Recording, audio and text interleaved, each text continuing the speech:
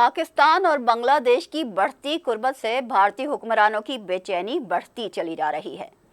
पहले तो सिफारती ताल्लुकात में गर्मजोशी से भारतीय अरमानों पर औस पड़ी, फिर सामान्य हर्ब की खरीदारी के मुआहदे हुए तो मोदी सरकार के दिल पर तो जैसे सांप ही लौट गया।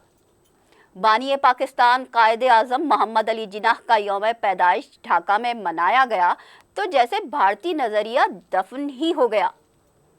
अभी तो इतना ही कुछ हुआ था कि अजीत दोवल की नींदें उड़ गईं। फिर बांग्लादेश ने पाकिस्तानियों के वीज़े से मुताल्लिक खुसूसी डेस्क ख़त्म किया तो ऐसा लगा कि भारतीयों की बोई हुई नफरत की फसल को जैसे आग ही लग गई, जिसका इजहार अजीत दोवल ने ये कहकर कर दिया कि बांग्लादेश पाकिस्तान का 5वां सूबा ही बनकर रह गया है।